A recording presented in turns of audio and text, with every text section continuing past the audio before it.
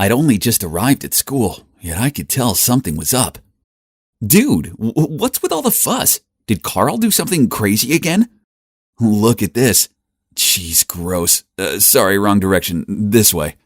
Here you go, Miss Stewart, the new principal of our school. In front of me was a stern-looking woman who exuded a terrifying aura. Ooh. Well, that was unexpected, as we all assumed that Mr. Smith would take the lead because he'd been serving as school vice principal for pretty much forever. Suddenly, everyone's phone vibrated. Why the stern face? She looks so angry at the world. Is she allergic to our skin? Every skirt is too short, lol. No dance party this year? Unbelievable. Is she a principal or a jailer? Warning you guys, she knows our secret smoking place. Jeez, look at all those faces pinned to their mobile phones. The gossip mongers. Over the next few days, rumors about our new principal seemed to be everywhere. Info about her seemed more sought after than Imagine Dragons tickets. Also, from day one of the principal's arrival here, a series of bizarre stories began to circulate. One day I was walking into class and heard the most ridiculous story in the world. My school was haunted. Idiots. I quietly crept under the table, then suddenly poked my head up and shouted, "Boo!" which caused all my friends to jump in fear. Haha, losers. All that spook stuff is nonsense. You don't believe it, huh? Yet Stacy saw it. Oh no. Stacy? I didn't know they dragged my crush into all these silly gossip things. She's usually a smart girl. Not sure what had gotten into her. After that, Stacy lowered her voice and started talking passionately about her chance encounter with a silhouette that appeared in front of the principal's office. But worst of all, before she could get a closer look at it, it vanished. It was probably just the security guard. Nah, when I left, I still saw him dozing off in his room. He even checked the camera and saw Stacy just standing and saying hello, even though nobody was there. Creepy, right? Then the story went further, when someone claimed that the new principal was a witch and was bringing evil forces to the school. Oh my God, Stacy. I needed to pull her out of this mess of nonsense right now. But no matter what I said, she insisted. I saw it with my own eyes. What if she really is capable of dark magic? Oh, come on. We're not kids anymore, Stace. Evil forces, witches, demons, they aren't real. But it's you who might get in trouble when the principal starts investigating who's spreading the rumor. Josh, it's driving me crazy. I need to confirm what I saw. But I'm scared. Can you come with me, please? I hesitated for a moment, then nodded. Okay, back gate, 10 p.m. tonight. Let's just get it over with. Plus, it'd be a great chance to impress my crush, isn't it? That night, I arrived at our meeting point early and waited around.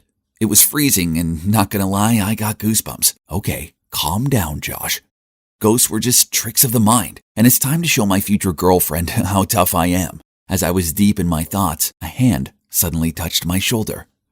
Jesus, Stacy! Do you know what time it is? Oh, sorry, I'm a bit late. Did I scare you? Of course not. Let's get inside and end this obsession of yours. But how are we supposed to get in? Stacy pointed at a big hole in the school's fence that was hidden by a bush. We then carefully sneaked through it and successfully avoided the security guard. Piece of cake. Inside, the whole school corridor was pitch black, and the streetlight shone from the glass windows. The scenario looked pretty much like a horror movie, but there was nothing to fear, right? I used the flashlight to guide Stacy to the principal's office, when suddenly a loud screech sound made my heart want to stop. Stacy clung to me in fear. Relax, I think it's just the sound of the speakers crackling. Are you scared, Stace? No, let's just go. But then, as soon as the noise stopped, another creepy sound started up. Footsteps. Had the security guard spotted the two of us already? I turned around and there was nothing but an empty space. Just like that, we continued walking, and they walked too. And when we stopped, they stopped. Then as soon as the footsteps began to rush towards us, I grabbed Stacy's hand and ran as fast as I could to the principal's office and slammed shut the door. Listen, Stacy, the footsteps were probably from the security guard. You see, clearly, we're the only ones here, so stop believing in these things, okay? I just finished talking when suddenly the door burst open, and I could see a motionless figure standing there. That's him! Holy mother. I was so scared that I closed my eyes and grabbed onto Stacy. Then when I opened my eyes, the shadow was moving towards us. Terrified, I rushed to the door to escape and, bang, both me and the ghost fell. Mike, are you okay? Mike? The three of us sat awkwardly on the sidewalk outside the school. I didn't need the chilly wind to make my heart feel frozen. As it turned out, Stacy already had a boyfriend, and that boyfriend was none other than Mike, my best friend. Ugh, so much for me wasting my time playing hero. And if you're wondering why Mike was here, the answer was to help Stacy put on this phantom play. That's right. Both the crackling and the footstep sounds were all made by him. Hang on, why did she make up this ghost story thing? Even prepared a whole play for me and the others to acknowledge it? Stacy explained that it was only because the new principal was too harsh, creating strict rules and making it difficult for the students. Huh? But I don't think any of these rules affect her much. I mean, Stacy had always been a model student anyway. So why did she have to take it to this extent?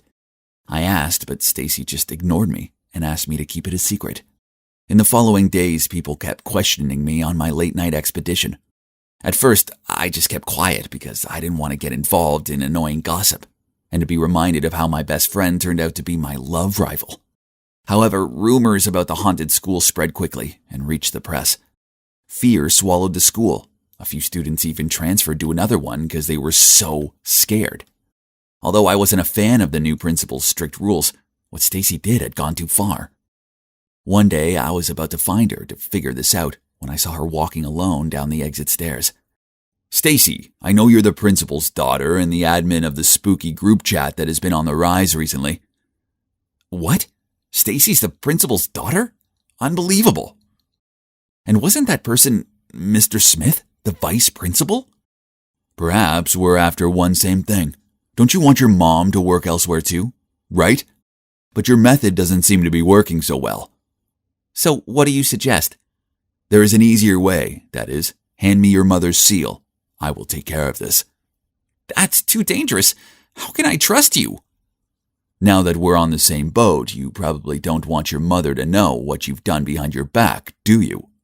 As soon as Mr. Smith left, I immediately ran to Stacy. No, you can't do that. You don't even know him personally. Be careful. But Stacy insisted on doing it on her own. She said that since her father passed away, she'd grown tired of her mother's rules. School was the only place she used to feel free. But now, that also been ruined for her. I can't live 24/7 under my mother's containment. Do you understand? Well, it's true that being a teacher's child must be stressful enough already. Not to mention being the child of a strict principal. That would surely be even more exhausting. But conspiring with Mr. Smith was a step too far, right? And what will be, will be. A few days later, a ton of messages regarding the principal faking test scores to improve the school's ranking broke out. And of course, she would be subject to disciplinary procedures and may have to quit her job forever for violating professional ethics. I looked over at Stacy. Her face darkened and suddenly she darted out of the classroom. I chased after her and looked everywhere for her, but she was nowhere to be found, until I heard a sobbing sound coming from the abandoned canteen. Thank goodness, there she was. Seeing me, Stacy burst into tears and poured her heart out. She could not have foreseen the consequences of her actions, and naively let Mr. Smith take advantage of her and created all this. Stace, I think it's best to tell your mom the truth. There's still time to fix this, quick, before it's too late. She wiped her tears and gave me a hug, then agreed to go find her mom. Mom, I'm sorry. I started the rumors and I conspired with Mr. Smith to help ruin your career. I thought the principal was going to go ballistic, but then to my surprise, she came forward and pulled Stacy into her arms. I know things have been tough since your father was no longer with us. I've just been so worried about you making the wrong choices and going down the wrong path that I started to be stricter on you. I love you. I never meant to put this much pressure on you. I'm sorry. Please forgive Stacy. She never meant to hurt you, and she feels terrible about it. Everything's fine. Thank you very much, Josh, for telling me about this. Huh? You already know everything? Yeah. I was so worried that you would be taken advantage of, so I told her about the conversation you had with the vice principal. As for the rumor that the principal had to quit her job, it was me who spread it. I mean, that's how Stacy realized what she did was outrageous and could have big consequences, right? Although her mom forgave her, Stacy was still nervous because she'd given Mr. Smith her mother's seal. It's okay, dear. What you did accidentally helped me to get evidence of his embezzlement by impersonating me. His misconduct will soon be handled. It's all good now. My work here was done. I fixed things with Stacy and her mom. But most importantly of all, I proved that the school's not haunted. So what's next? Well, Stacy must have been so moved by my heroic actions and started developing feelings for me. As she broke up with Mike, not long after that, then asked me out. But he's my best friend, and there's no way I'm making him sad over a girl, so I turned her down. Besides, her mischievous side is kind of terrifying. Girls are dangerous. Hey there, I'm Evie from Georgia. So, I look like a regular teenage girl, right? Just you wait till you see what I can do. Kids these days are so rude and unruly. I blame the parents. There's just no discipline anymore. See, they don't even respect their principal. But no big deal. I know just how to handle them. There we go. Just a few words and the class immediately went silent. What is this, Mrs. Gardner? That trip was all we've been looking forward to for months. Thanks to everyone's disruptive behavior. Well, to be exact, thanks to the actions of you, 25 out of 300 students, no one has anything to look forward to this year. Okay, then go on, ma'am. Punish us. But why drag the whole year group into this? Other classes will definitely not leave us alone after this. Nobody likes being punished. That's why it works. Now, let's see what your peers make of this, shall we? The whole class was buzzing with, so unfair, abuse of power, wicked witch. Oh my, these kids, always full of energy. Go back to your seats and write an apology letter to Miss Helen, along with a promise to never misbehave again, or else. All of them reluctantly sat down. And there we have it. Oh my God. Who are you? It's just that these unruly students need to learn a lesson for getting Mrs. Helen so exhausted that she ended up in the hospital. And so you just decided to mimic me. Well then, please inform your mum. We will have a talk about this. Here, tomorrow morning. I glumly walked home as slowly as possible. As soon as I walked through the door, Mum was glaring at me. Yup, my mom is Miss Helen, the kindest homeroom teacher ever. However, the kids in her class made her life a misery, which led Mum to get high blood pressure and end up in the hospital. I just wanted to help her, but instead, I just managed to make things worse. Hi, Mum. I'm sorry, but I don't regret what I did. Mom started lecturing me about how it was bad enough that Dad had left and her students were rebellious without me acting like a crazy person. Crazy person? She means the times when I copy the people I want to be? But that's my hobby. I inherited that passion from my father, a famous special effect makeup artist. The feeling whenever I successfully transform into someone else is awesome. And it also helps me feel connected to my dad, even though I haven't seen him in a long time. It all started when I was 13, and Dad helped me dress up as my fave idol for the school festival. Dad taught me how to analyze the character and practice the disguise. Bold eyeliner, smoky eyes, contouring, plus the bodycon outfits. I looked like a real CL from 2NE1. My friends loved my new look. So over the next few years, I masqueraded into many different people, including Lady Gaga, Avril Lavigne, Miley Cyrus, and Sia. The feeling that my makeup talent was that admired and anticipated was just really addictive. Hey, is it Billie Eilish this time? Why not Taylor Swift? I love her so much. I've always done whatever I want and always been exactly who I am. Wow, you got that spot on. Are you a shapeshifter or something? Needless to say, once I imitated someone, I made sure I got their gestures and mannerisms just right. My talent didn't stop at awesome makeup. I was trying to collect things from my locker when a stampede of students raced past me and almost knocked me off my feet. Huh? Who was that strange and rather handsome guy they were chasing? Look at him swaggering. Does he think he's Donald Trump or something? That's Xander. He just transferred here. Keep your voice down, by the way. You don't want to annoy his fan base. Poof! I'm not afraid of those way too girly girls who go crazy for boys. Huh! No one scares you, do they, Evie? Now let's go have some granola. Leo may like boring granola, but no thanks. I'm having a hamburger and fried chicken. Billie Eilish is not the type to turn down delicious food for health freak nonsense. Oh, there's that obnoxious Xander again. But this time he's all over Kayla, the snooty hot girl from my class. A boy approached me asking to take a selfie with me, then suddenly I heard a scream. What do you think you're doing? I turned to see what was going on and saw Kayla going ballistic at some poor girl who'd accidentally tripped over and fallen into Xander's lap. What on earth do you think you're doing? Take a look at yourself before trying to attract my man. Ugly doofus. How snobby. Did she think her beauty was that splendid to help her keep her man? But not with that empty head, girl. After a few days of research, I showed up at school looking just like Kayla. I'd perfected everything, from her blonde hair, makeup, clothes, walk, and voice. Honestly, this time I was quite nervous. Dressing up as someone I actually knew was always extra scary, especially when her friends were walking over. Wow, that dress is so chic. You really are the fashionista of our school, Kay.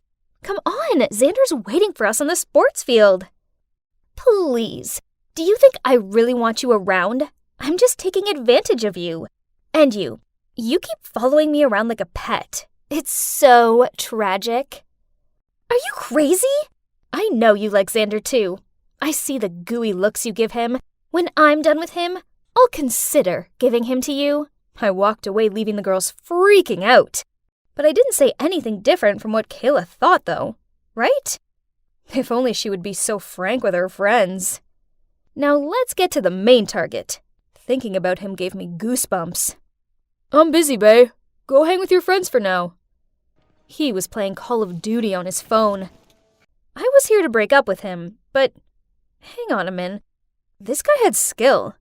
I want to have a go. Since when did you know how to play this game? He looked kind of touched that I was showing an interest. Okay, I'll wait until after this, and then we will split up. I looked for Leo, but he didn't even recognize me. Poor him. He'd been searching for Billie Eilish since morning. While Leo was complaining, he helped me quickly remove my makeup, so I could go back to looking like me before anyone guessed what I'd just done. From that day onwards, Kayla's friends cut her off, so she could only cling to Xander. And from my point of view, he seemed to be tired of this clingy girl. Now even her look made him sick, huh? The time has come. I put makeup on as Kayla again and found him. I want this bag. Don't try to trick me with a fake one. Okay, as you wish. I want you to give up COD. That way you can only stay by my side. Okay, I'll follow you all day. I want to throw a party and invite the whole school. Your task is to get everyone to gather around me like they used to. If you can't do that, we'll break up. Deal. But I see everyone likes you. Right, Evie? Holy mother! Did he recognize me already? But since when? I have to acknowledge your talent.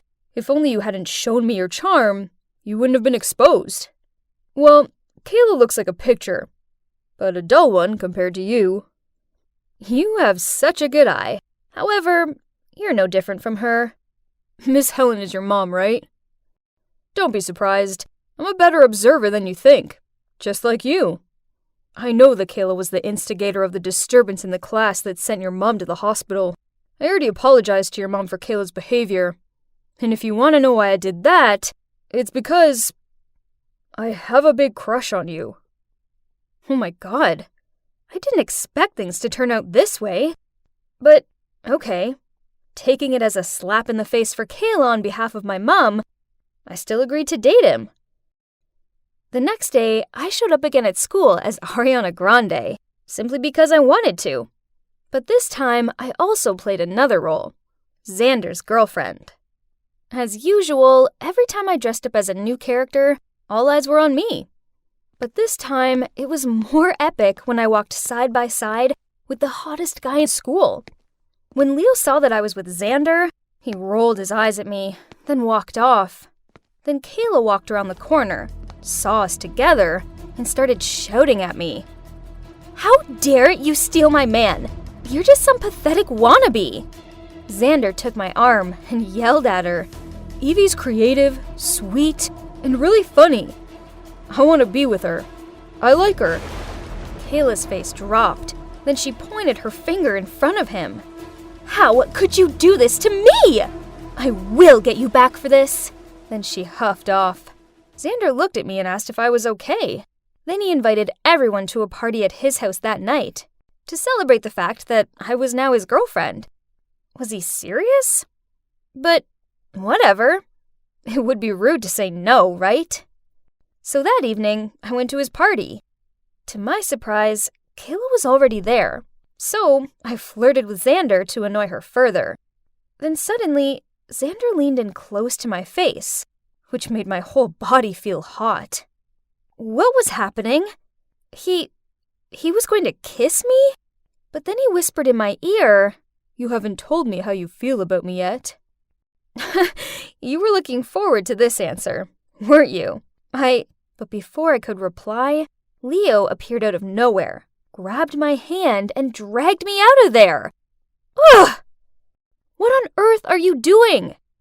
I'm the one who should be asking you that question. What on earth were you going to say?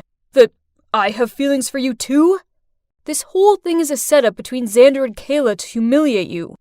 Lucky for you, I arrived just in time to overhear Kayla talking to her friends about this dirty plan. Are you done talking? Do you really think I'd fall into their trap that easily? I already know their dirty tricks, and I was about to tell everyone what jerks they are. But then you showed up and ruined my plan. I don't care how clever and perfect your plan is. How long are you going to continue this tiring game of dispute? They think just because they're both hot that they can treat everyone else like they're puppets. Well, I've had enough. Evie, you're better than this. I don't like this revenge-seeking version of you. Can you please just stop it and go back to normal? Leo walked away in a huff and left me out here alone in the street. I stormed home and took off my makeup. Why was Leo so mad at me? I did nothing wrong. The gentle Leo I knew never had gotten mad or even went against my will, and was always the most enthusiastic supporter every time I imitated someone. What had gotten into him? I called him continuously, but Leo turned off the phone. Ugh. I felt so alone, it was horrible. Then I heard a knock on my door. Mom peered her head around it. Seeing me upset, she came over and cuddled me. It felt good having her comfort me, so I ended up blurting out everything to her. It sounds like Leo was just worried about you. But as for Xander and Kayla, they're not worth your time or effort. Don't become someone you're not just to get revenge on people who don't deserve you. But suddenly, I heard rustling outside of my bedroom window. Then Leo poked his head through it. If you're not tired, then keep copying. You keep following me around like a pet. Go live your own real life. Mom and I both laughed along with him.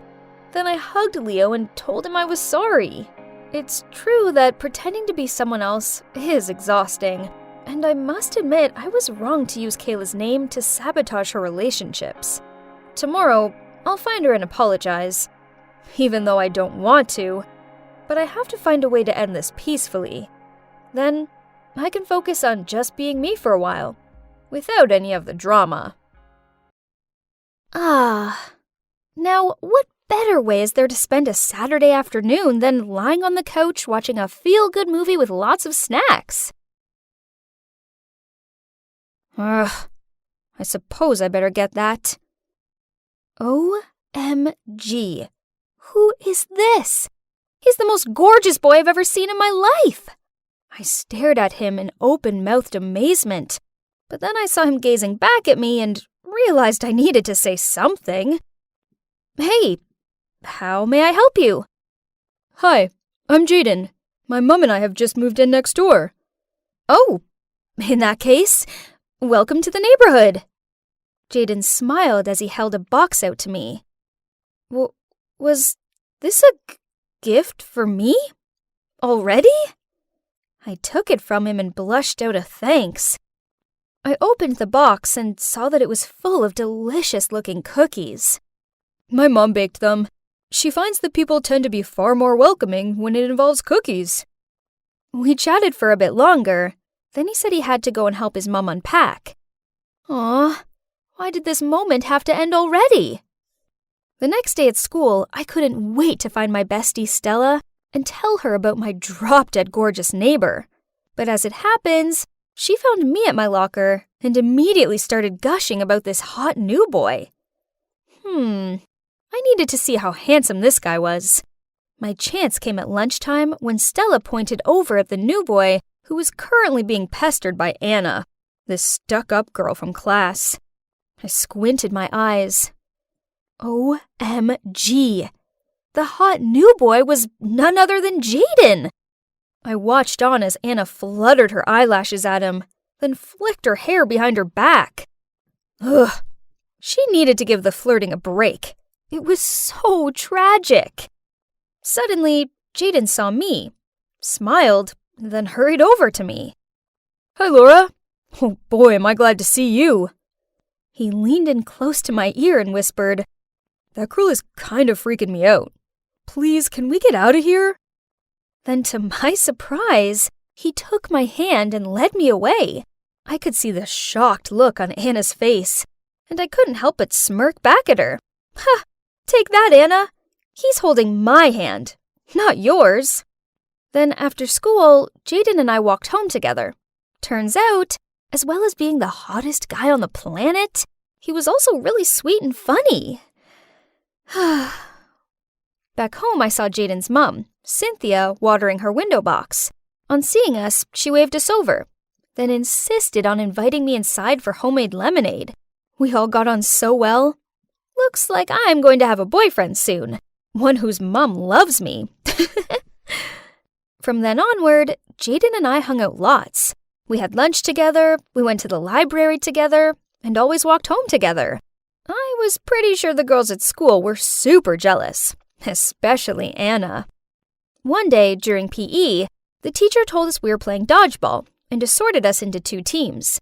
Anna, who was on the opposite side, wouldn't quit aiming at me. I tried my best to dodge her throws, but bang! She got me! Now, listen to me. Guys like Jaden don't like ordinary girls like you. He's mine, so quit chasing him.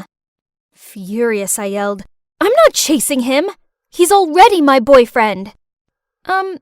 Actually not. Yet I was pretty sure Jaden liked me too.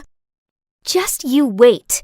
He'll soon tire of you and come running to me. Ugh! Anna was so annoying. I needed to get my frustrations off my chest, so I ranted to Stella about her. Forget Anna. No one likes her anyway. As for Jaden, it's obvious he likes you. He's just new here and probably feels too shy to ask you out. Yeah, you're probably right. He must just be shy. But, I know Anna won't quit chasing him. Then you should make your relationship with Jaden official.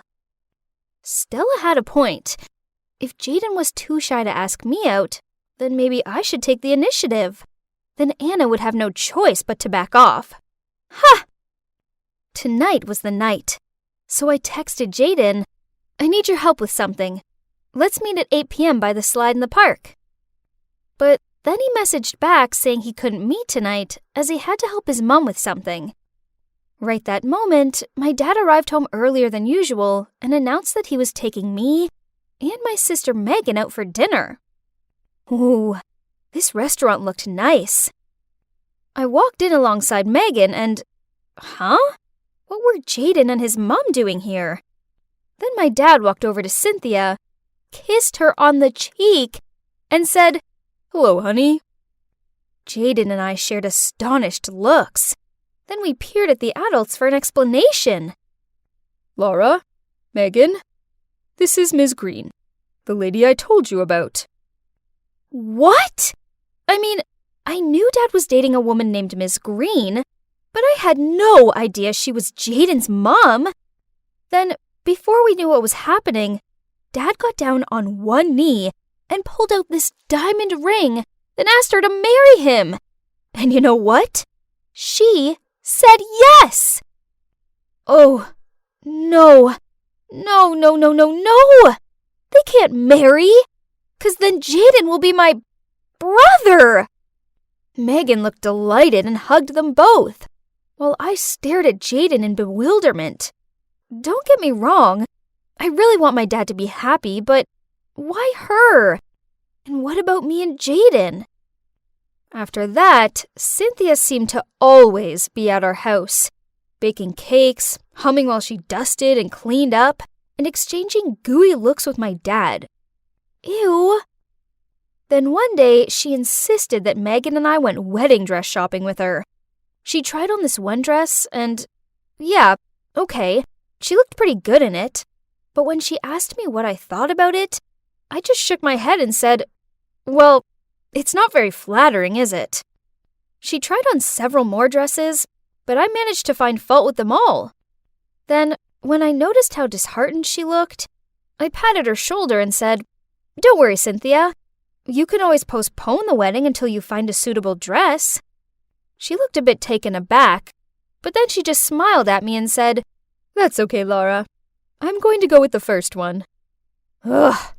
Anyway, now the dress was chosen, so at least I could go home now, right? Wrong. As on the way home, we passed an arcade. Cynthia led us there and then excitedly challenged me to a game of air hockey. Then I said jokingly, fine, I'll play, but if you lose, you don't deserve to be my mother. And guess what? She won! Ugh! And worse still, Megan wouldn't quit giving me dirty looks for the comments I'd made. Jeez, I was just joking. What is wrong with you today? I plopped down on the couch and blurted out everything. She'd take my side, right? Turns out, no, she wouldn't. What? You and Jaden aren't even official. But Dad loves Cynthia. They both deserve happiness, so stop being a brat about it. Then she stormed off to her room. Ugh, I feel like I'm going crazy. I have huge feelings towards Jaden, and I know he feels the same. So why can't my sister be mature enough to understand that and support me? I needed to vent to someone. Luckily for me, I had Stella. Why does no one care about my feelings? I can't be Jaden's sister. Sorry, Laura. I don't know what to say. Suddenly, from the nearby table came a lousy voice. So that's the reason why Jaden has to hang out with you? You're pathetic, Laura. Turns out we were so lost in conversation, we didn't notice Anna and her flock sitting at the table behind us. Actually, we've been into each other for ages. It's not our fault our parents made some dumb decision. Anyway, whether we can be together or not, it doesn't change the fact that you bore him so much that he'd choose watching paint dry over being with you. How dare you? She was about to grab my hair, but right at that moment, a hand stopped her. It was Jaden. That afternoon, on our walk home, I finally came clean to Jaden. I like you a lot. I have always been since I first met you. I know you like me too, but you think it'll be awkward because our parents are getting married. Maybe if we just tell... Laura, you're such a sweet girl, and I do like you, but just as a sister. What? How could he say that to me? He had to like me, didn't he? Feeling an unexplainable amount of shame and embarrassment, I ran away from him. As I lay on my bed and rubbed my tear-stained eyes, all I could think about was how unfair this was. So, by the time Dad called me down for dinner, and I walked in and saw how happy he looked, my anger got the better of me and I yelled, I hate you, and I hate Cynthia! How dare you try and replace Mom? Then I rushed back to my room. You really upset Dad. You know that, right? I didn't answer. I was also upset, but no one seemed to care about my feelings. Dad said we come first, so if you really feel this strongly about it, then he'll cancel the wedding. To be honest, I'm real mad with you right now. So? What about me? You're so immature and selfish. I didn't understand how my own sister could be so uncaring, so I screamed out. So what? You don't care that Mom's being replaced by some fake woman? And what about me? Why does no one care how I feel? Oh my God, Laura, for once, this isn't about you. Megan rolled her eyes at me, then stormed off. Finally, everyone quit going on about the stupid wedding. But why didn't I feel good about this? Cynthia didn't seem to be coming round to our house anymore, and I noticed how Dad's cooking seemed to get worse and worse, until he stopped altogether and just ordered takeout.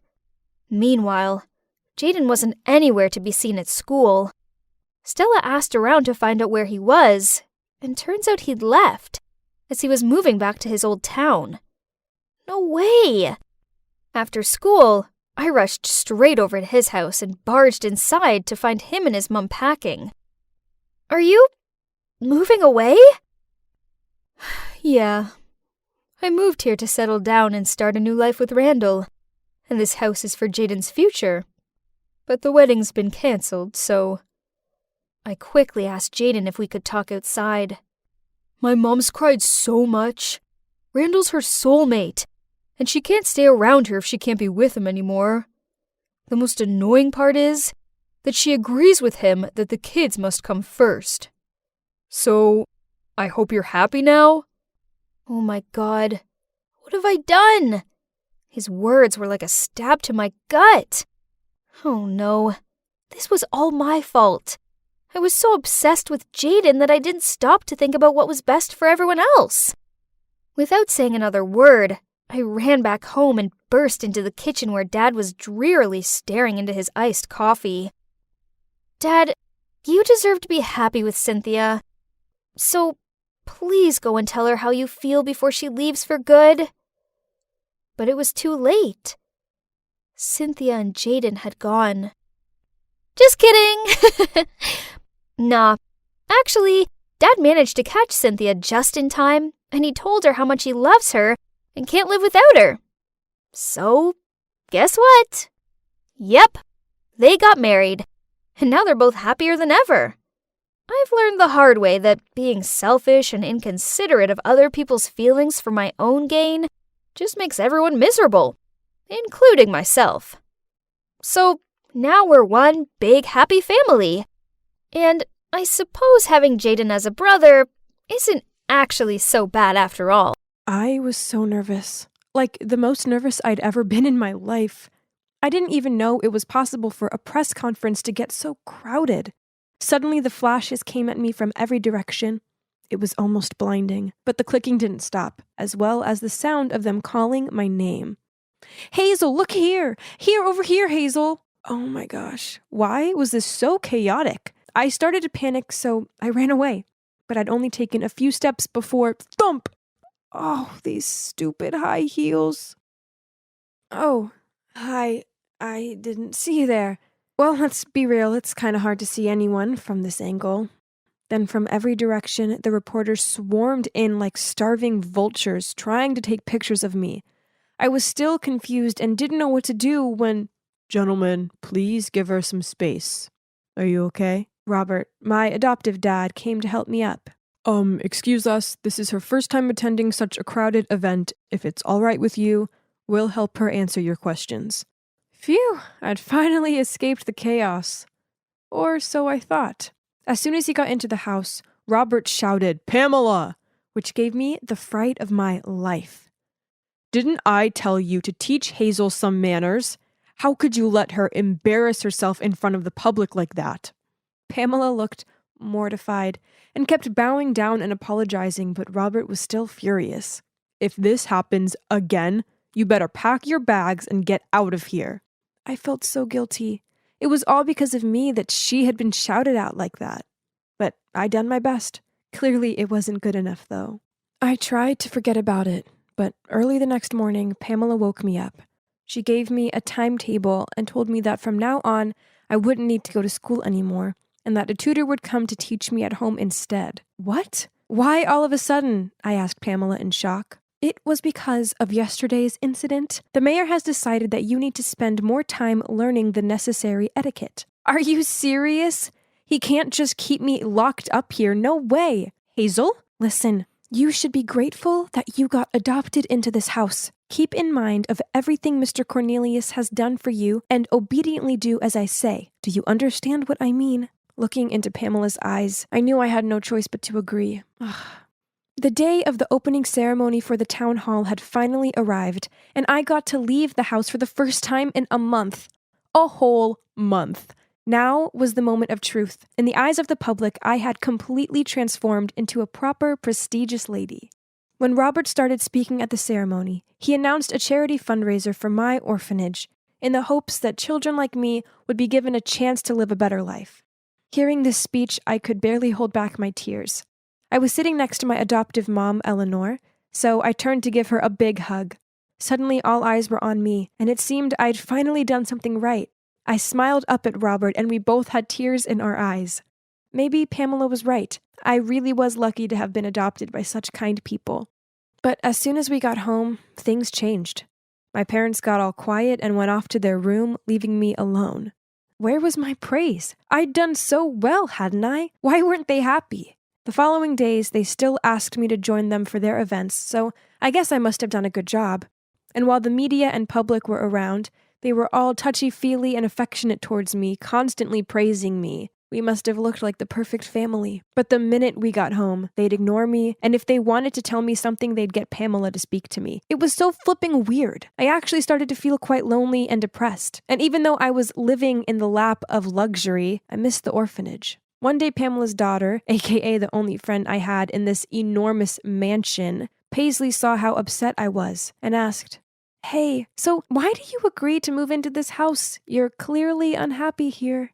Paisley got me. She was the same age as me, so we were on the same wavelength. I was nervous to tell her how I felt, but I knew she would understand, so I told her everything. The thing is, I actually have a sister. She's only 8, and she's called Amber. That's why I was missing the orphanage. She was still there. She's got congenital heart disease, so after our parents passed away, the orphanage couldn't afford her hospital bills. When the mayor's family decided to adopt me, I refused because I didn't want to leave Amber alone. But then Robert offered to pay for her medical treatments if I agreed. And well, the rest is history. You see, I can't just leave. If I did, what would happen to Amber? Oh, Hazel, I didn't know. I'm so sorry. But I need to be honest with you. One time I overheard Robert and Eleanor saying that you were the perfect girl to play this role. Huh? What role? That meant... Were they using me for something? It didn't make any sense, but those words kept lingering on my mind until... One time, Eleanor asked me to join her at a charity event, which she said was going to be broadcast on TV. Our job was to prepare homemade food and give it out to the homeless. I was so excited, but when I walked into our kitchen, I discovered the chefs had already cooked everything before the filming crew arrived. I was so disappointed and asked Eleanor about it. She just laughed and said, "Oh, no, sweetie, our job is just to look pretty and graceful in front of the camera." Then before distributing the food, she gave me a pair of gloves and said, "Don't touch any of their hands, okay? They are filthy." Oh my gosh, how could she say such things? Oh, then it hit me. I understood what Paisley had said now. The affection and kindness that the Corneliuses were showing me was actually just for show. All to win over the audience, aka the public, while this was their very true face. I had to do something about this. I couldn't let them keep on deceiving the public like this. So when Eleanor went to the bathroom and took off her gloves, I quickly grabbed them and threw them in the trash. When we went back out, a homeless man approached her to express his gratitude and asked for a handshake. Of course, she tried to refuse, but at that moment the camera turned to her, so she had no choice but to give in. And you know what? The man didn't just shake her hand. He even pulled Eleanor in for a big hug. I couldn't hold back my laughter at how flustered she looked. Served her right. Afterward, Eleanor grabbed my arm and dragged me to a quiet corner. Then she said, "It was you who did this, wasn't it?" I pretended to have no idea what she was talking about, and this just infuriated her even more. Then later that evening when we got home, Robert was already waiting and shouted at me, "What do you think you're playing at?" I was confused, but then Eleanor added, "Don't you ever mess with me like that again." "Now listen closely. Don't you miss your little sis? Aren't you curious if she's doing okay or not?" "That's right. You better have behaved yourself from now on, young lady." I was so shaken by what they'd said. I didn't even want to leave my room. What if something happened to my sister? Then suddenly, Paisley climbed through my window into my room. As soon as I saw her, I burst into tears. "Paisley, please help me with this. I need you to go to my orphanage and check on Amber and see if she's okay." A few hours later, Paisley came back panting. "Your sister? She's not doing good." "What? But hadn't she been receiving money for her monthly treatments?" Paisley shook her head. "The nuns there said they hadn't received a penny since you left. Now Amber is barely surviving." Paisley's words broke my heart. Those two had been fooling me all this time, and now my sister's life was hanging on by a thread. I had to get to the bottom of this. I walked past Robert's office, and that's when I overheard someone talking. Curious, I peeked in and saw a group of middle-aged men sitting around a table.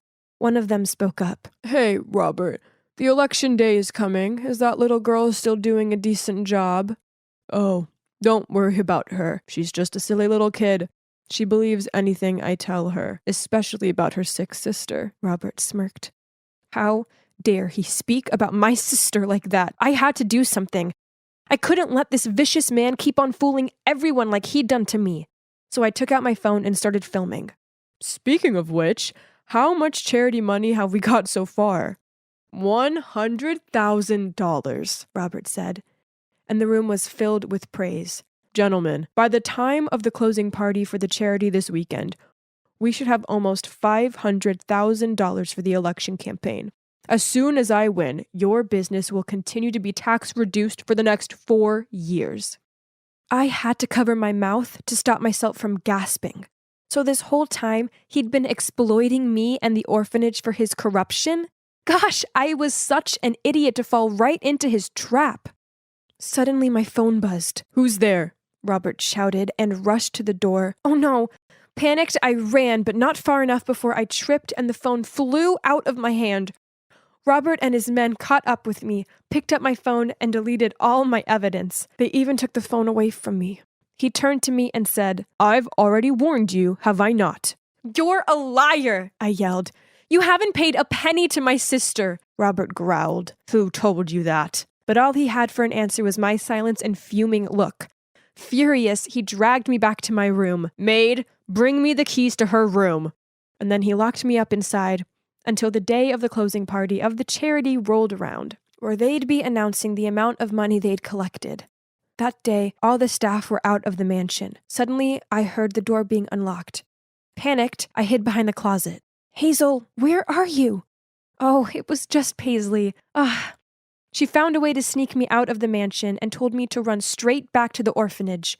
But no, first I had to expose that sly old fox Robert. Luckily, when I got to the event, Robert was giving his speech. I immediately ran up to the stage, snatched the mic, and told everyone about his evil plan. But I was no match for him. Before I could finish, security was dragging me off the stage, and Robert had already taken control of the situation. "Ladies and gentlemen, I'm so sorry for my daughter's behavior. The reason why we decided to adopt her was that she's mentally ill. Since she came to our home, she has become better, but as you can see, there's been a bit of a relapse." What a snake! This jerk would stop at nothing to get what he wanted.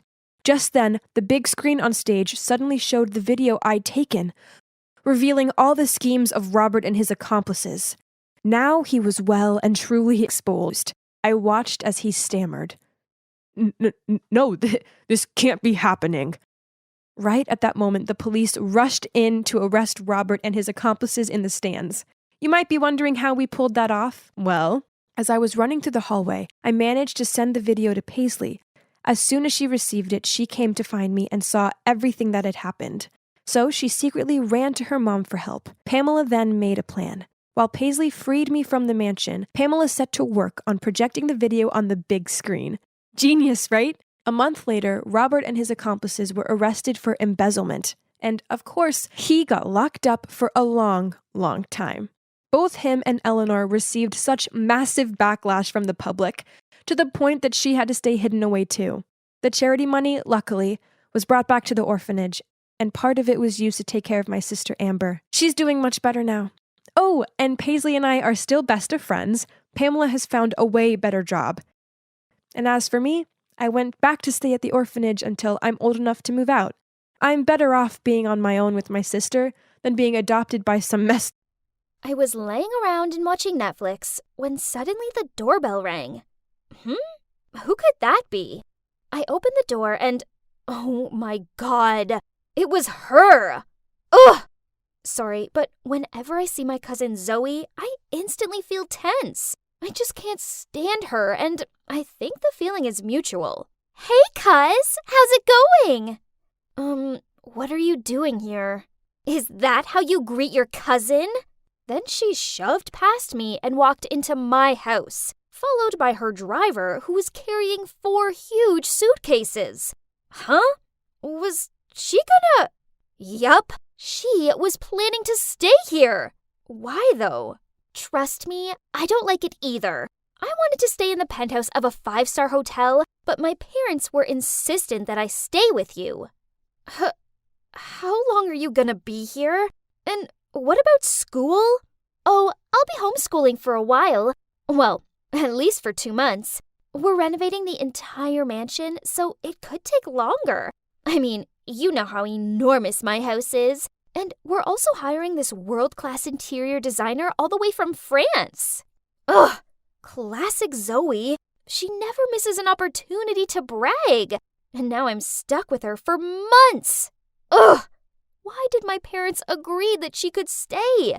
Well, easy for them to say, as they were jet-setting across the world, so they didn't have to put up with her. The next day, some strange noise woke me up. Ugh, it's only 6 a.m., and the bickering seemed to come from the corridor. My mattress is as stiff as a brick, and how can you possibly expect me to stay in such a tiny room? I've seen bigger cupboards. Seriously, why are you even renting this place? Do you even know what time it is? And what are you talking about? This is my house. It is? Oh, wow. Isn't it a bit small? This girl really wanted to test my patience or what? Her ridiculous complaints didn't stop there, as she went on to yell at the maids every 5 seconds. Where's my Gucci backpack? This dress needed to be steamed, not ironed. Why are there crusts on my bread? Is this even gluten-free? Ew! Then she turned to me. Leah, I can't understand why you haven't fired them already. Unbelievable! I'm going to the country club for breakfast. Au revoir! Then she left. Oh well, at least I could enjoy my breakfast in peace. I was actually looking forward to school now. Man, I never thought I'd say that, but at least it was a Zoe-free zone. But school, too, had to end at some point, and I had to go home and face Zoe again. She was sitting on the couch, her arms folded, then she huffed out. Today was so boring. Tomorrow, I'm coming to school with you. What? I blurted out in panic. No way. My school has strict rules about not allowing strangers in. Besides, it's a public school. You'll hate it. But she didn't listen and insisted that I call my dad and get him to ask the school. So I fake called my dad and told Zoe that he said it was impossible. She immediately phoned her father. Then 30 minutes later, she told me it was done. Turns out, he called the principal and just made a generous donation to the school. And voila, Zoe got accepted. Oh well, that's one of the benefits of having a rich and powerful dad. My God, I couldn't believe it. Now there was no way to avoid Zoe. We would be seeing each other all day long. But maybe when she saw how popular I was, she'd get jealous and leave. But as soon as we entered the hallway, all eyes were on Zoe. They looked at her like a Hollywood star or something. Ugh, those traitors! Zoe spent all day bragging to her new fans. She sure liked the attention because what she did next was so crazy, I thought I was gonna faint. She phoned up her father and told him she wanted to transfer to my school permanently. Oh no, I gotta tell Susan this awful news ASAP. Only my bestie could understand what I was going through right now. She told me not to be worried, as Zoe seemed fake and people would soon figure her out, and even reassured me that I was prettier. Aw, Susan, you're the best. Then I suddenly got a text from Zoe. Emergency! Take me to the salon after school. I just chipped a nail. What? So now I'm her chauffeur? Suddenly, Susan piped in. I'll take her if you want. OMG, this girl was a lifesaver. So it was settled. Susan drove Zoe to the beauty salon after school, while I could relax at home and enjoy my Zoe free time. A few hours later, Zoe returned with this frosty look on her face. What was up with her? So, how was the salon? Did you have fun with Susan? But she blanked me. Whatever, I didn't care. The next morning, I was using my hair curler. What's wrong with it? I couldn't open the clamp. Oh my God, I started to smell something burning. My hair! Help! I grabbed some scissors and snipped it off. My God, no way could I go to school like this. So I called my teacher and faked that I was ill, then made an emergency appointment with my hair salon. While I was walking back to my room to get dressed, I glanced in Zoe's room, and there it was. The weapon that brutally killed my hair. A big bottle of glue was lying on her table. Ugh! Don't think I will let you get away with this. Over breakfast, I tried to act normal by wearing a hoodie and telling Zoe I was skipping school today as I had a cold. Then she left, and right on cue, I heard a deafening scream. Her hand was stuck to the car door. I'd taken her glue and poured it all over the car door handle. Karma feels so good. The best part was that people were walking by, so she pretended she was posing next to it. Hilarious! Thank God, after spending half a day in the salon, my hair was finally saved. I arrived home thinking I could relax from all that Zoe stress when I suddenly heard her voice outside. School was already over? Great! But wait, was she speaking to someone? I peeked out of the window, and I couldn't believe my eyes! It was Kyle! My Kyle! Then he leaned in and kissed her on the cheek! So, okay, he wasn't actually mine yet. But still, how dare she? Then Susan texted me, saying, Leah, I'm so sorry. I slipped my tongue, so now Zoe knows that you like Kyle. As soon as Zoe entered the house, I blocked her way and yelled, So, you and Kyle, what on earth? Duh, it's obvious. We're a couple. How dare you? Why not? I'm the most popular girl in the school now, not you. Maybe you should ask Mommy and Daddy to transfer you to another school again. Remember what happened at our last school? Then she shoved past me. Ugh! How dare she bring that up? What happened at my last school was horrible and traumatic. It's time to show her who's the boss around here. This is my school. No way am I going to let her get ahead of me.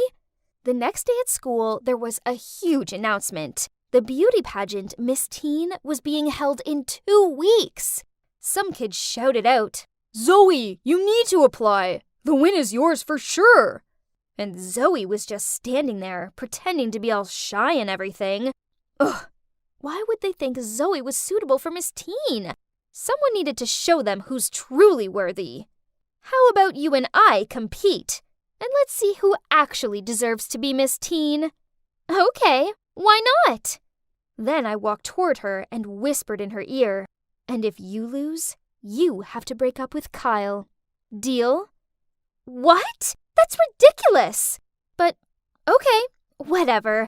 I will win anyway. And when I do win, You have to do anything I say. Do we have a deal? Deal. There's no way I was letting her win. So I bought the most dazzling designer dresses, booked the best hairdressers and makeup artists, and prepared myself carefully for the question round. All the efforts paid off because I made it to the finale. Zoe made it too, as well as Susan. Yeah, I forgot to mention that she also wanted to try out, but no problem, as beating them would be a piece of cake. I headed backstage to get changed when I suddenly got a notification on my phone. I opened it and almost dropped my phone in shock. There, all over social media, was a photo from the worst moment of my life. It was taken at a party just after I'd been pushed into the pool. I was a drenched, frizzy-haired, smudged makeup mess. Oh no, this photo could ruin my competition chances and my life. But how? This was at my old high school. It must be Zoe. Only she knew about that. I stormed to her dressing room to see that she was yelling at a guy. Who told you to cut my dress? Who? That poor guy looked so frightened and stammered. Leah told me to. What? He's lying! Then I rushed over to the guy and confronted him. Scared, he blurted out that Susan had paid him to cut Zoe's dress and then blame it on me. What? Susan? My best friend? But why would she do that? Zoe and I sat down and tried to put the pieces together. When they were at the beauty salon, Susan had told her that I was bad-mouthing her behind her back. So, feeling mad, Zoe also told her how I'd been teased at my old school for being not rich enough. And then she showed that pic to her. Susan did borrow her phone after that, so that's when she must have got her hands on the photo. My God, I couldn't believe it! No wonder Zoe was kind of moody after she came home from the salon and played that glue prank on me. And Susan? How could she do this to me? I thought we were best friends. We went back to my dressing room. Oh no, my beautiful dress was ruined too. There was no way we could continue the contest. But then Zoe turned to me and said, "Give me 15 minutes. I'll get you another dress. You stay here and finish your makeup." But what about you? Don't worry about me. I'll be fine. Then, as promised, Zoe returned with this stunning dress. I quickly changed and went on stage. I saw Susan gawping at me in confused shock. Ha! In your face, cheater! But where was Zoe? Then the moderator joined Susan and me on stage and announced that Zoe couldn't compete anymore because of personal matters. That's when I realized she'd given up her spot in the final so she could go and get me a new dress. But why would she do that? My questions would have to wait as the final round began. Susan was up first. After her, I nervously walked to the center of the stage. The audience went quiet as the judge read the question. Everyone has experienced something that has changed their perspective of life. Can you tell us about your most memorable experience and what you learned about it? Oh God, that was a hard one. I only prepared about current events, statistics, politics, but not this. I started to panic, and that's when I saw Zoe smiling at me. I can do it, or else Zoe would have given up the competition for nothing. So I took a deep breath. My most memorable experience is being here and taking part in this competition. I've learned that it's not always about winning, especially if that means hurting others in the process, as that's just terrible. But I know that whatever the outcome, I'm lucky, as beyond the competitiveness is family love. And it is the most important thing in the world, because family will never let you down, no matter what. So, I'd just like to thank my cousin Zoe, as I wouldn't be standing here without her. After my speech, Susan joined me on stage, and we nervously waited for the judges to announce the winner.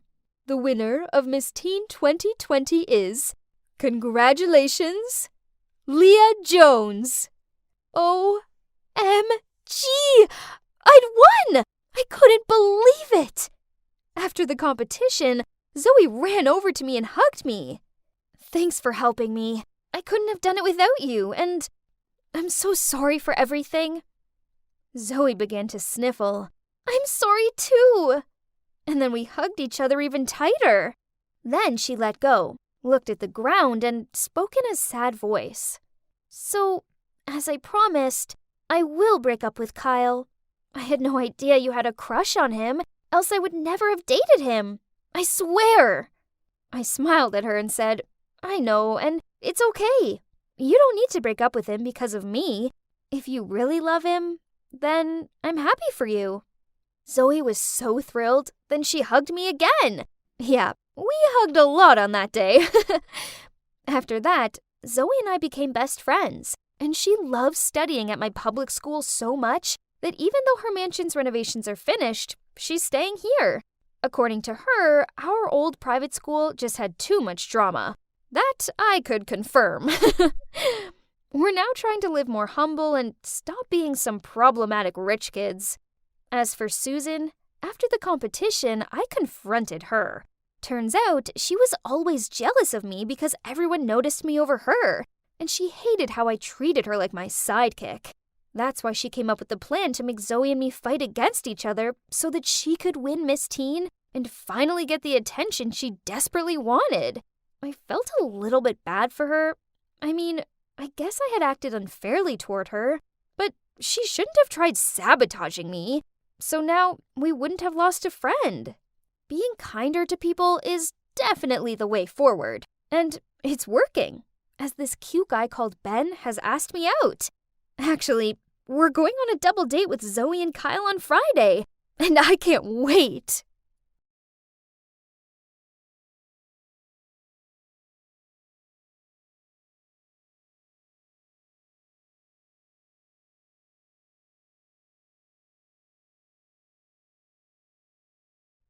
This? Or this one? Ugh, this is such an impossible decision. It's my senior year, so I wanted this last prom to be the most memorable. I wonder which guy will ask me to prom first. Adam's cute, but he's so hot and cold with me. Then there's Devin, the school's hottest swimmer. Oh, and I also heard rumors that Ethan, the most popular jock in school, was planning to ask me to prom at the next baseball game. My buzzing phone broke me from my thoughts. It was a message from my friend Donna saying, Phoebe, have you seen the news? Lockdown starts tomorrow. Oh my God, this couldn't be legit. Could it? What about prom? Then I received another message from the prom committee.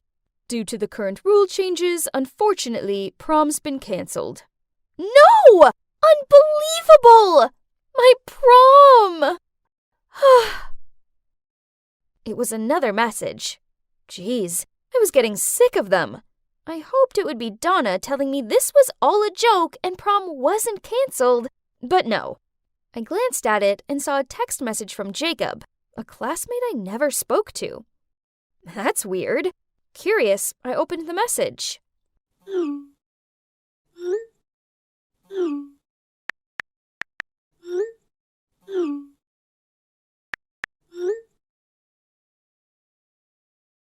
Hey, Jacob. So, what do you want to ask me?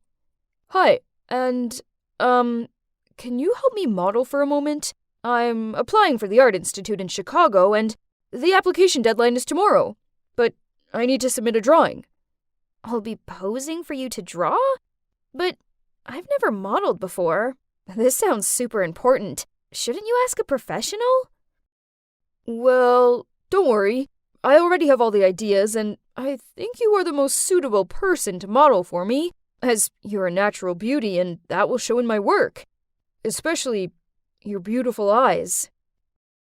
Okay then, if you say so. Let's do it. Jacob then instructed me how to pose. After that, he took out a piece of paper and started sketching carefully. Meanwhile, I was sitting there trying my best to help my friend by not moving. Now that I had time to really look at him, I think Jacob is really handsome. Especially when he's so focused on drawing like this. Why has it taken me 3 years of high school to realize this? Strange.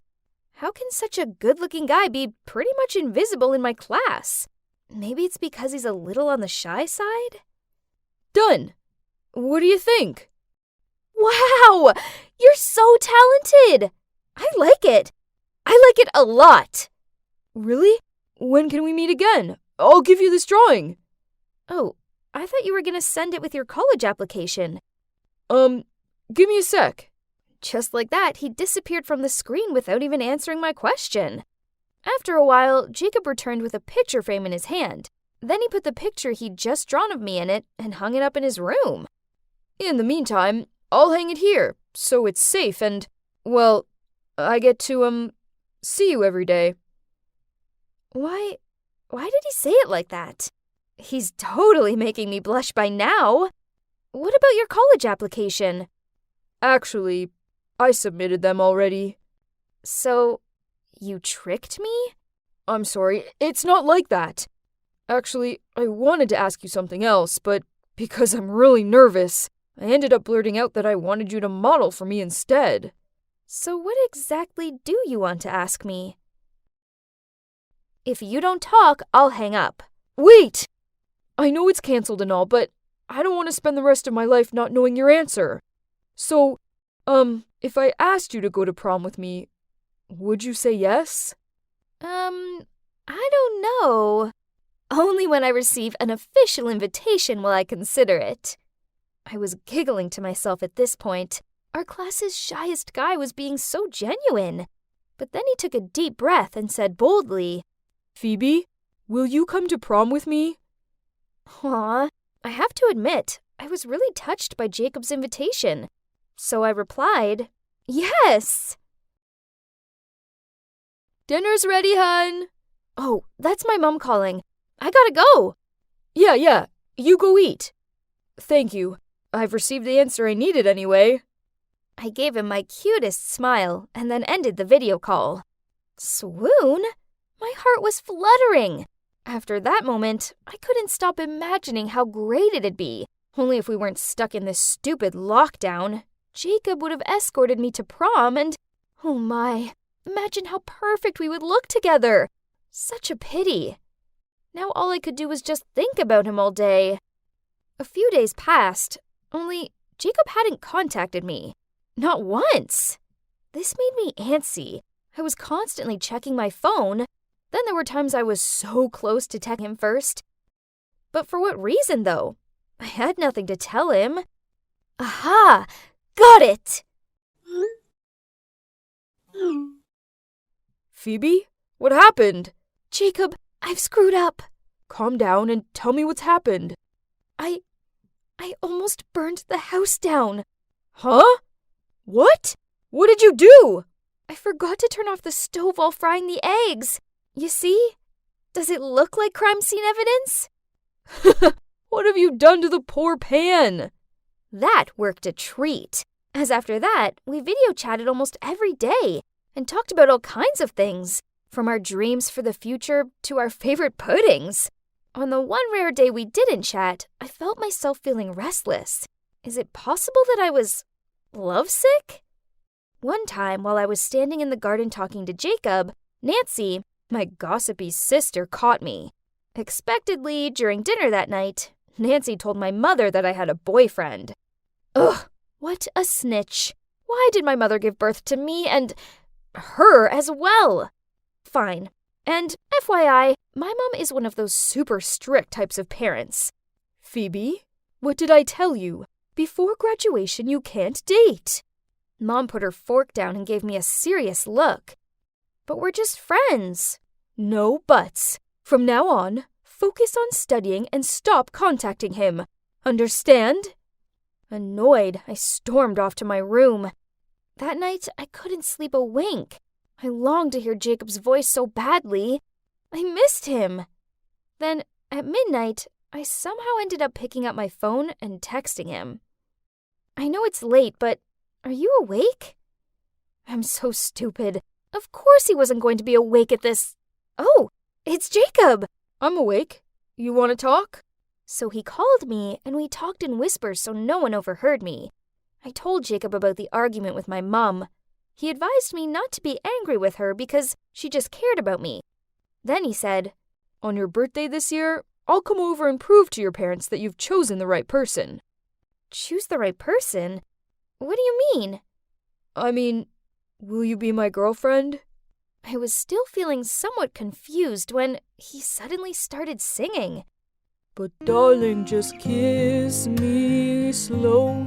Your heart is all I own, and in your eyes you're holding mine. I love that Ed Sheeran song. My heart melted with each word Jacob sang, and I found myself softly saying, I do. Oh my God, he's officially my boyfriend now. This was so exciting. I just wish I was back at school to show him off. We secretly chatted every day, and he was the ray of light in my boring days during the lockdown. But then one day, he didn't reply. I didn't think much of it at first. Maybe he was busy drawing or something. But then, when the day was coming to an end, and I still hadn't received a reply from him, I started to freak out. Was he sick? Only at past midnight, he finally messaged me. I'm sorry. I feel kinda down today, so I couldn't talk to you. Oh no, why was he so sad? Hearing this, I couldn't be patient anymore. So I called him right away, over and over, but the only response was a long beep, then followed by a text a little later. I don't want you to see me in this state. I'm sorry. What was wrong? He was always such an optimistic guy. Something really terrible must have happened to make him feel like that. Feeling anxious, I continued to call him, until eventually he gave in and answered. Then he told me what was wrong. Lockdown was the final straw for his wearing parents, and now they were getting a divorce. I felt so sorry for him. Oh, how I wished I could have run to him right away. He actually only lived a few blocks away from me, so we planned to sneak out to see each other in the park. From a distance, of course. The plan was that I would open the door on the sly to run outside, while Mum was in the kitchen. Phoebe, what are you doing? I... Come inside and set the table. The food's getting cold. My plan failed completely. I'm sorry, I couldn't get out. My mom caught me. A few minutes later, Jacob's reply showed up. Turned out he'd already snuck out and had been waiting for me at the park. I felt so guilty, so I called him at once. He tried to put on a smile, but I knew he was really bummed out, so I blew him a kiss to cheer him up. This really brightened him up.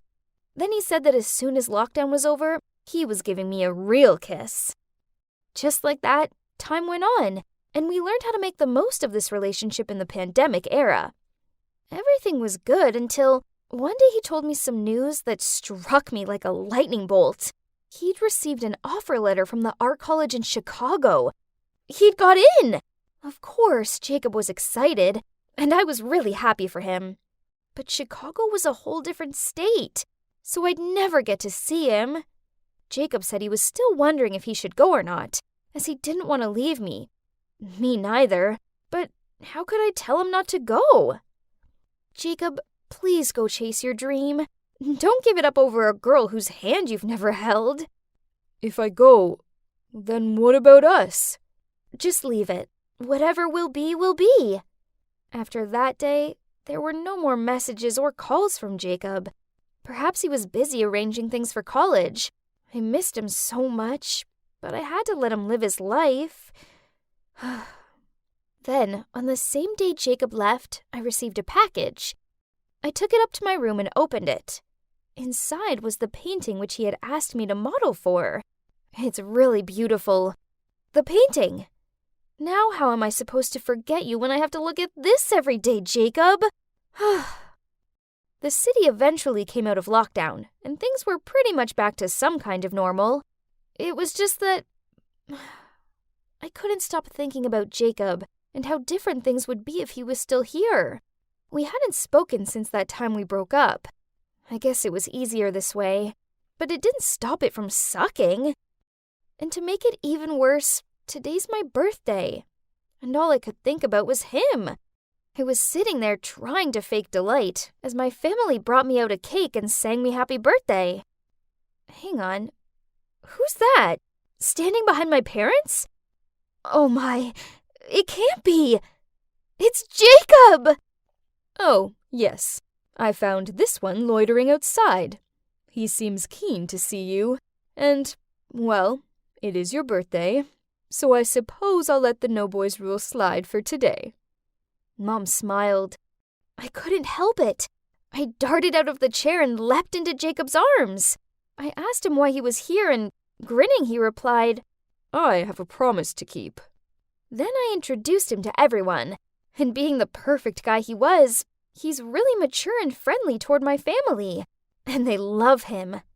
But soon the day ended, and he went to leave, so with reluctance, I walked him out to say goodbye.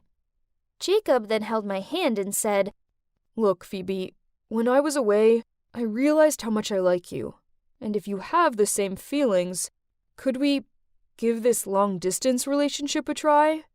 Without giving me time to answer, he continued, I'll try my best to contact and come back here often. I will never leave you feeling lonely. I promise. His words were really touching, but, Jacob, I'm sorry. I don't think we can do long distance. Why not? 'Cause I've applied to College Columbus in Chicago, and I got in. We're gonna be neighbors!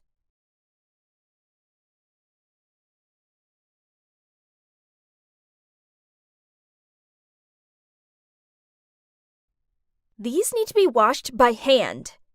Kelly threw a pile of clothes on the floor. And be quick about it!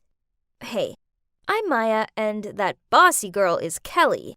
Although we live in the same house, we aren't siblings. You see, when I was just a baby, I was adopted by a loving old couple.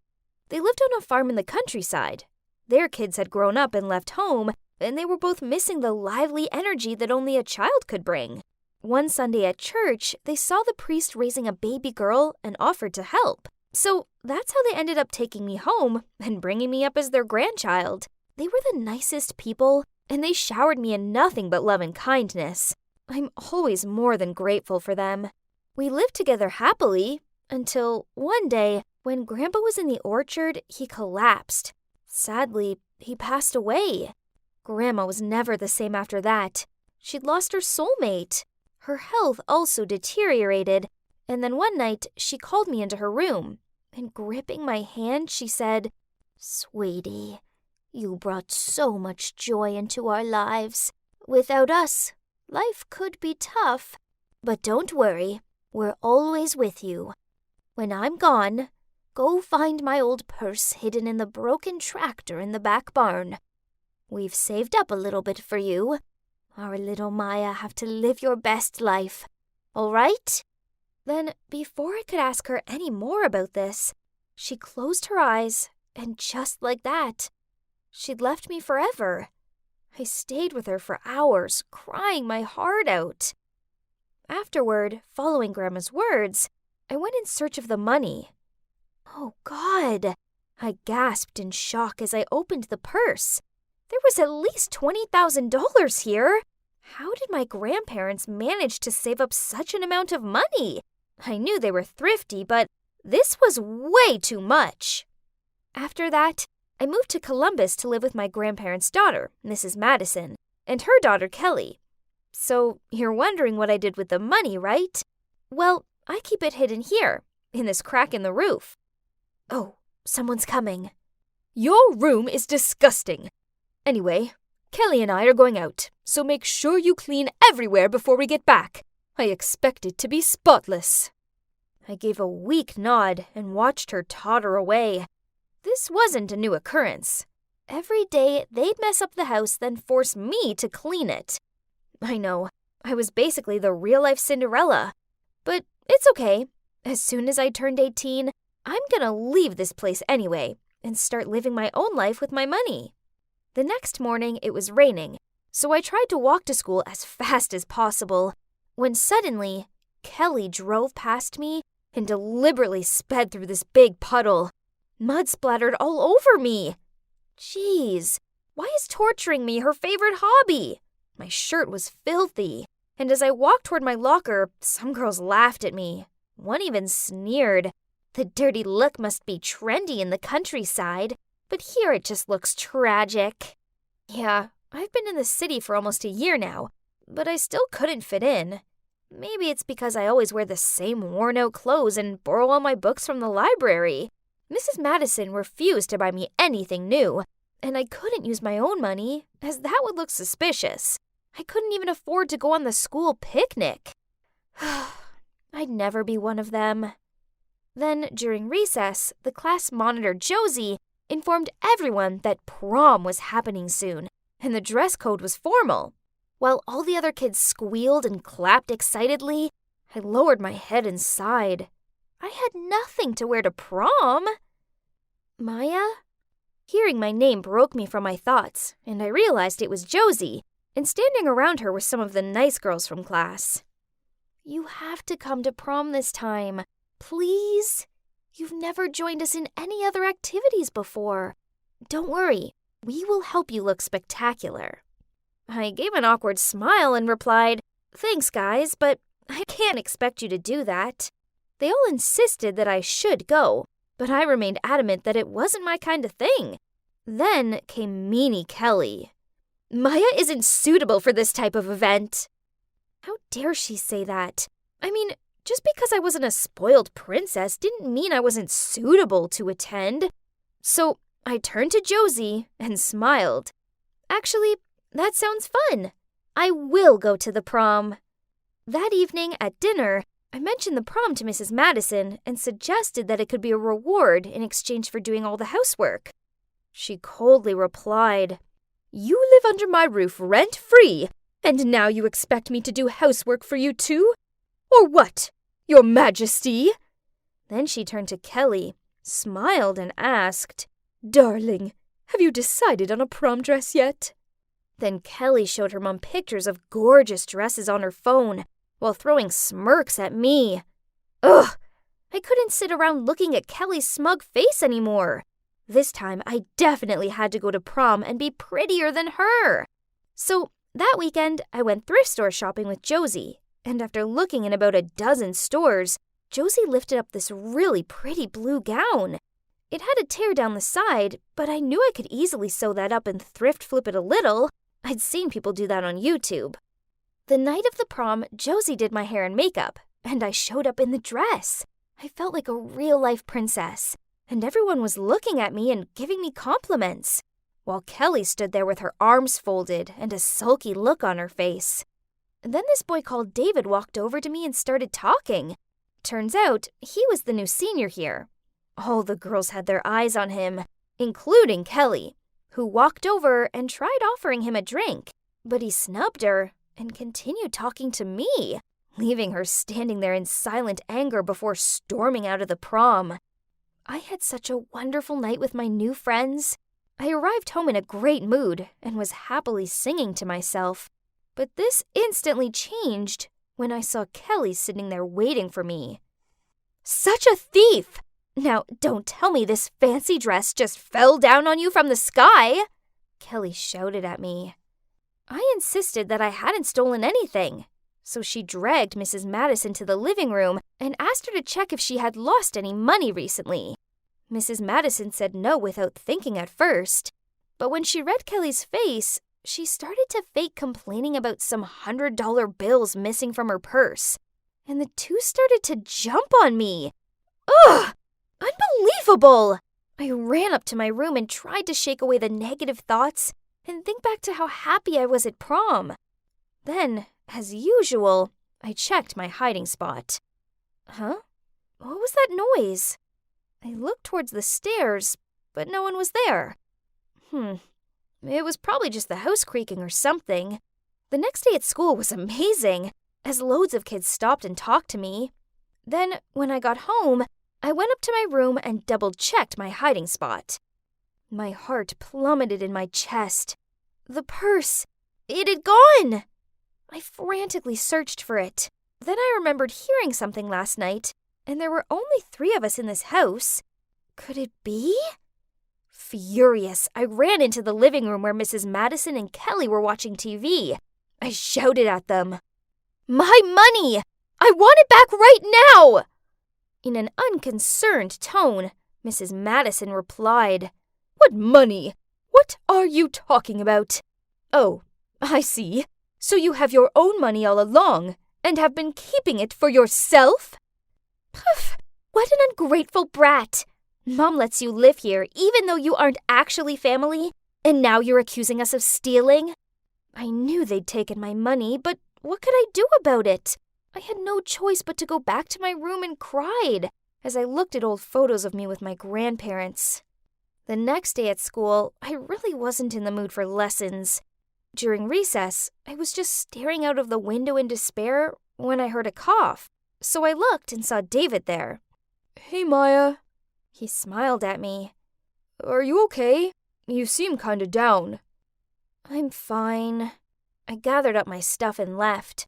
I know he was only being nice, but I wasn't feeling like small-talking right now. Then, after school, Kelly made me carry her heavy backpack home. I had no energy left to argue, so I glumly did as she asked. That's when David drove up alongside me and asked, Hey, that looks heavy. Do you need a lift? I nodded and got into his car while forcing a smile to thank him. He asked, Maya, what's up? You can talk to me, you know. I'm a good listener. Promise. He's so sweet, and I instantly felt safe around him.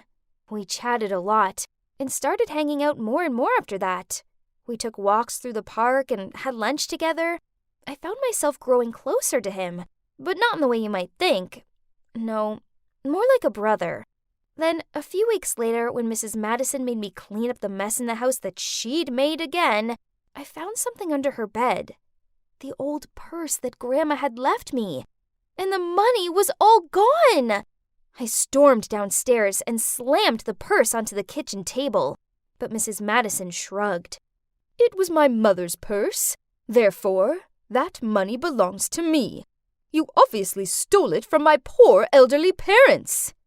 Kelly backed up her mom with her annoying tone.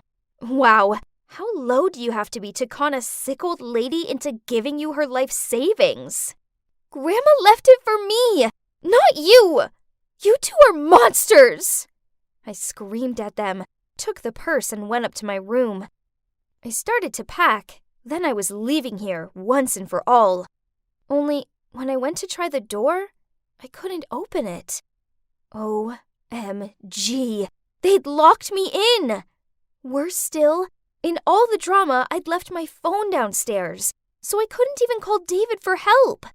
The next day, Mrs. Madison let me out, but only on the condition that I did all the housework, and from now on, I wasn't allowed to go to school or anything like that. And if I broke this rule, she'd make sure I ended up in trouble for stealing the money. So, it is what it is. I had no choice. They've caught me on a string. One afternoon, I was out front watering the flowers when Mrs. Madison shouted out from the living room. No! Not the roses! Water the ones over there! You useless girl! Then suddenly, I felt someone yank my arm. It's David. He was worried about my absence, so he came to check on me. Maya, there's someone I want you to meet. Then he signaled me to follow him. I had no idea where David was taking me, but anything would be a way better option than listening to any more of Mrs. Harrison's nagging, so I got in his car. He took me to his house, and there was this man in there. I suppose it's David's dad, but then, with tear-filled eyes, the man blurted out, Maya, it's you, my daughter. You're finally home. Huh? What?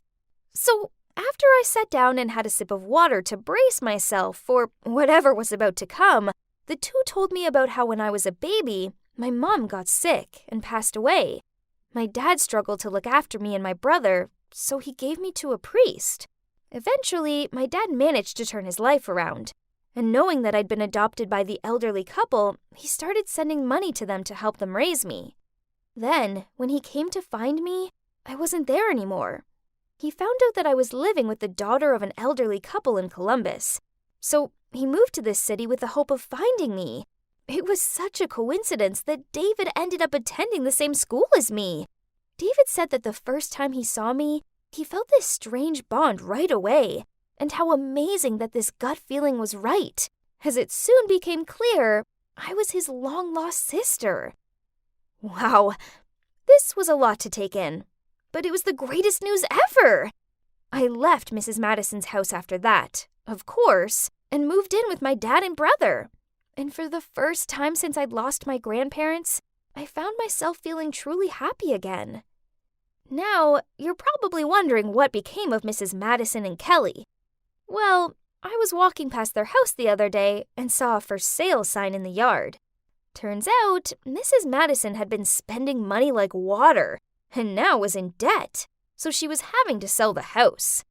I don't want to gloat or anything, but I guess that's karma for them.